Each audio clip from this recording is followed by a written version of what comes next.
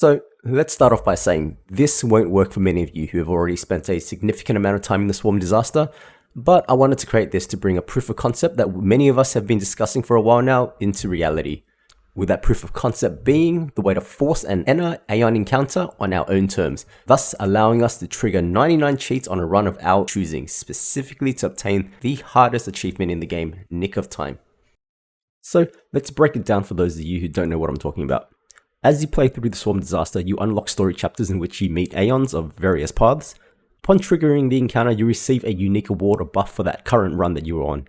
The one in particular that we are interested in is the Destruction 2 encounter, which rewards us with 99 cheats. So, how do these interactions work? Over in your communing trail, you have levels in each of the 7 paths. As you complete missions in the Trail Path Strata, you get levels in each of these paths which unlock perks tied to that path. Once you hit a certain threshold, you get a notification after beating a boss that tells you that you've unlocked a path space and that you've now walked far enough along this particular path, which essentially means that you'll now be able to have a meeting with that Aeon when you next interact with a communion pillar. So the thresholds for these interactions occur at level 3 for chapter 1 and level 7 for chapter 2. So this essentially means that we want to be hitting level 7 in Destruction to trigger the encounter prior to our Nick of Time run, and then quitting and saving that Aeon encounter so that we can instead have it occur on the same run that we're using to obtain the Nick of Time achievement. There are some caveats to this though, and firstly, it's that these encounters are one-time occurrences and cannot be repeated. Once you get your reward, that is the one time that you will ever receive them, and that's for that single run only. Also, in order to obtain the 99 cheats, you must have first unlocked cheats by getting your Remembrance path to level 7. If you end up triggering the Destruction Chapter 2 encounter before unlocking cheats, you'll simply be rewarded with nothing and waste your encounter. So this is actually quite a common trap that people fall into, and let me show you why. So this here is the Trail Path Strata, and if we have a look over on the right hand side here, we can see that there is a singular tree that goes all the way down to the bottom, and this first node gives you +2 to Destruction. This second node gives you another +2 to Destruction, and then it goes straight down to this third one which gives +3 to Destruction. So that's a total of +7 in Destruction in one singular path.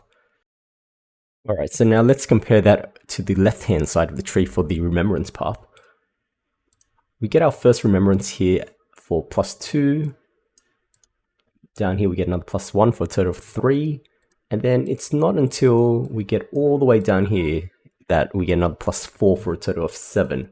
So that's 1, 2, 3, 4, 5, 6, 7, 8, 9 nodes that we need to unlock in order to get level 7 in Remembrance, compared to the 4 that we need to unlock for Destruction. So what this means is that we need to actively avoid leveling our Destruction path until we get our Remembrance to level 7 by focusing on the left side of the tree. So now that we've unlocked cheats, we're set to proceed down the right side of our path and complete our missions until we hit level 7 on our Destruction path.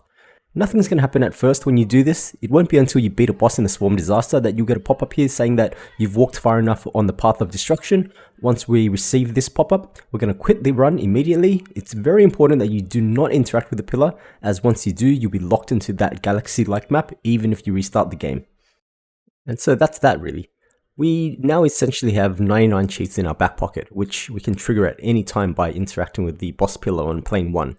So this opens up a couple of opportunities for us in regards to obtaining the Nick of Time achievement. The fact that we now know that we've got 99 cheats going into plane 2 means that we're free to use all of our cheats and rerolls in plane 1 with impunity. And because we retain the 99 cheats until we interact with the boss pillar, we're able to re-roll plane 1 as many times as we like, meaning that we're able to play as greedy as possible, allowing us to step into plane 2 with well over 30 on the countdown timer. Once you're happy with your plane 1 run, it's time to move on to the next step by beating the plane 1 boss, interacting with the pillar to meet Enna, who will then reward you with 99 cheats upon entering plane 2. So I've already got a video on my channel where I cover the optimal strategy for getting the 80 countdown, so I'm not going to go over it again in this video, but I am going to suggest that you do go and watch that before attempting this, as you're only going to get one shot at this achievement with the 99 cheats, so you really need to make sure that it counts. But I've got 99 cheats, I hear you say. I can't possibly fail, right? Well, here's where our guide ends and where our Shakespearean tragedy begins. It was actually as if the game knew that I was trying to cheat my way into this achievement and chose to deal with it in a truly poetic way. It actually just goes to show that even with 99 cheats, you still have to deal with the randomization of the map that's handed to you. the location of the initial mercy tiles, the way that the sustenance dies propagate, and also when swarm emergencies trigger. Quite fittingly, the game pretty much decided that it wasn't going to stand idly by and let me cheat my way through getting this achievement, and promptly screwed me over in the most hilarious way possible, throwing me L after L after L with map layouts and overlapping spreads. It was actually a thing of beauty, really. So here I am. I tried to cheat the game out of one of the hardest achievements and promptly got handed an ending score of 79. Beautiful.